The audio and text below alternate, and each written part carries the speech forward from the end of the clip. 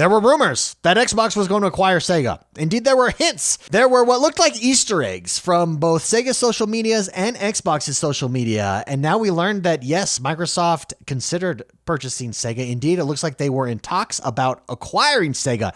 Now, we don't know if this didn't work out. We don't know where this is at. Maybe one day they will acquire Sega. But where there is smoke, there is fire. And there was definitely smoke because of the FTC case that's happening right now, or trial, because of the Activision Blizzard acquisition. And the FTC, by the way, is just looking absolutely stupid. Phil Spencer made them look foolish. The Verge, this is a news article from The Verge. They've got great coverage on it. We're not going to cover that, but this really stood out to me. Wow, Microsoft is getting aggressive and is looking at multiple studios. Sega was one of those. And so let's take a look at the actual email here that The Verge is reporting on that was released due to this investigation, or due to this trial, rather. Here's what it says. It's from Phil Spencer, and it is the CEO of Xbox. Request for strategy approval. And let's go through the whole thing and just read exactly what was said so that we know what Microsoft was looking at, what Phil Spencer was looking at when it came to Sega, and why they were looking at Sega. He said, I'm writing to request strategy approval to approach Sega Sammy regarding a potential acquisition of their Sega gaming studios. For context, Bill and I have reviewed the business case for acquiring Sega and are both supportive. We believe that Sega has built a well-balanced portfolio of games across segments with global geographic appeal. Interesting that that's what they're looking at. And you can see, why are they looking at that? Because of Game Pass. In fact, he mentions Game Pass here, and will help us accelerate Game Pass both on and off console. Everybody, they don't care about consoles. Notice they don't mention Xbox here. Do they mention Xbox? Do they mention console sales? They mention Game Pass. That is the focus. A lot of people still fail to realize that and are still focused on consoles. That's not the focus of Microsoft. It will help us accelerate Xbox Game Pass both on and off console. Please find the attached memo and bullet points below for additional detail on our strategy to prioritize our next acquisition target. A brief overview of Sega's gaming portfolio and the value drivers for the potential acquisition.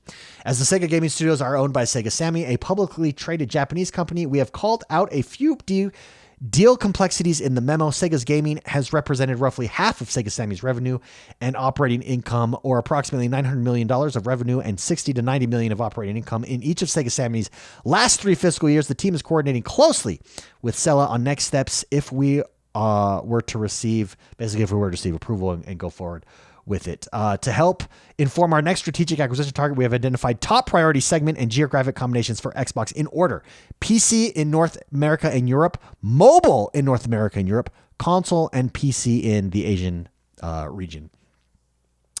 Sega, keeping these leading priorities, we evaluated a set of targets both individually and in combination of our own studios to determine the best strategic fit. Sega is the most attractive next acquisition target due to its global PC catalog, presence in mobile in Asia, and global brand affinity on console through its classic IP. And right there, you can see their strategy. You can see what they're thinking about, how they're thinking about things. Game Pass is the centerpiece here, and I, for one, think 100% Sega would be an amazing acquisition. And I think that we're learning a lot from this FTC versus Microsoft hearing, and it's just interesting. And I don't believe that. There we go. It's not clear, according to The Verge, it's not clear what happened with Sega acquisition and whether Nadella ultimately approved talks. But in the internal email review document, they were listed as a T target. Now, this is also just as interesting. Here are their targets. They are the companies: Thunderful, Supergiant Games, Niantic. So you can see why Niantic. Infrastructure, they said assets. Very strong infrastructure, focus on XR and innovative mobile experiences. And also they're crushing it. Xbox wants a complete package. They're not just satisfied with PC games or console games or mobile games. They want all of those in Game Pass, which is very interesting. Zynga was on there. Playrix was on there. Bungie was on there, which we know PlayStation had success with. IO Interactive, Scopely, and then Sega. So again, I just think this really highlights how aggressive Microsoft is on the gaming front. This is not going away anytime soon. And I think you can see why is Sony opposing this Activision Blizzard deal so vehemently? And we can see why. I mean, the ball is not going to stop rolling here anytime soon. Xbox and Microsoft are all in on the gaming side of things. They're all in on this subscription-based gaming model. They're all in on Game Pass. And you can see the way that they're thinking about things here. Indeed, we've learned from the FTC versus Microsoft hearing that the reason Microsoft started acquiring studios in the first place is because PlayStation was keeping games off of their platform. They were getting games as exclusive. They got Deathloop as an exclusive. I mean, just recently, Final Fantasy, which came up in the FTC versus Microsoft hearing, Final Fantasy right now is exclusive to PlayStation. And Xbox, Phil Spencer, while on the stand, said, that's why we went after Bethesda. We can't have this. We can't be losing out on games. So we just acquired Bethesda. Here's what he said. He said, on stand during the hearing, and this is where we're getting a lot of this from, where if you can go and see the transcripts again, Tom Warren over at The Verge, shout out to Tom Warren, has great coverage of this. There's a lot of people with really interesting coverage of it. By all accounts, Phil Spencer absolutely destroyed the FTC. The FTC's case looks incredible. It looks weaker than the CMA's case. The FTC is trying to claim that Nintendo is not a competitor to Microsoft. Doesn't make any sense, but whatever. So here's what he said about why they acquired Bethesda, Phil Spencer. He said, quote, when we acquired ZeniMax, one of the impetus for that is that Sony had done a deal for Deathloop and Ghostwire to pay Bethesda to not ship those games on Xbox.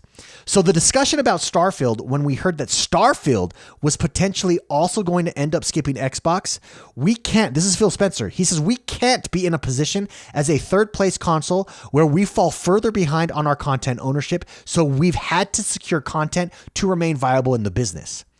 Now, some people I've heard say like, oh, what Microsoft doing isn't fair. They're playing on the same field as Sony. Give credit to Sony. Sony was crushing them with those deals. Sony was the place to play. I mean, Sony, look at the success of Final Fantasy and having that exclusive as a console exclusive on Sony for, is it a year? For any amount of time, hurts Xbox. And Xbox recognized that and said, okay, no more. And they went out and bought Bethesda.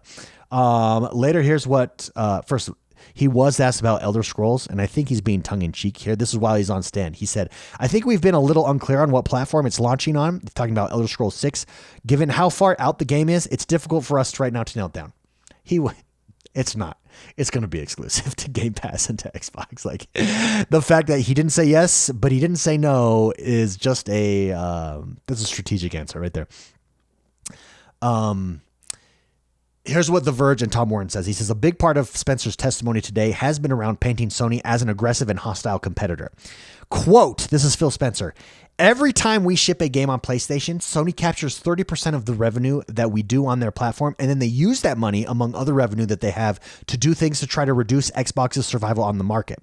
We try to compete, but as I said, over the last 20 years, we failed to do that effectively. So he basically said we failed to compete on the console front, and PlayStation has owned us through these strategies that they've used. This is our counter to those strategies. Just very fascinating to me that all of this acquisition essentially was kicked off because they heard rumors that Starfield, which if you look at Starfield and what it's doing, from that Starfield Direct, it does look like a once-in-a-generation type game. Now imagine that game is exclusive on Sony in this generation. Wow. I mean, that would be huge. I mean, it's already huge that it's on Xbox, but Xbox is behind, so it's not as crushing in this generation. But yeah, I mean, that's what kicked it off. So well done, Microsoft, for adjusting. Well done, Xbox. I think it's the right move. And you can see their thinking here, which then leads them to, hey, here's who we're looking at. And indeed, Bungie was one of those. Sega is one of those. Now, we don't know. Maybe stuff will still come there. But I don't think we're done seeing acquisitions. I don't think we're done. I mean, we're done for the time being because of the Activision Bungie case. But within the next 10 years, 5 years, 3 years, do we see more of these? We might. And I think Sega, whoa. Have you ever looked at Sega's library? It's absolutely massive. Absolutely massive. And just very interesting. Very interesting. And again, to see how they're thinking, to see the internal emails and what their strategy is. They're looking for, they're not necessarily looking for the one game that puts it away. They're looking for breadth and variety across all different interest types because Game Pass, it's a value proposition, and that's the strength of Game Pass. Very interesting. I'd love to know what you guys think. Do you think Sega will eventually come to Xbox? Do you think this is a good move? Do you think that Microsoft's response to games being exclusive on Sony was appropriate? Do you think this was the right move? Or do you not? Do you think that this was overkill? Let me know. Let me know in the comments below. If you haven't yet, make sure you hit that like button, subscribe to this channel. My name is X1 the Gamer. I'm back in my studio. I'm back. We're able to create content. We create daily Xbox videos on all things Xbox, all things news and Xbox. Hit that like button, subscribe to this channel, and I'll see you guys next time.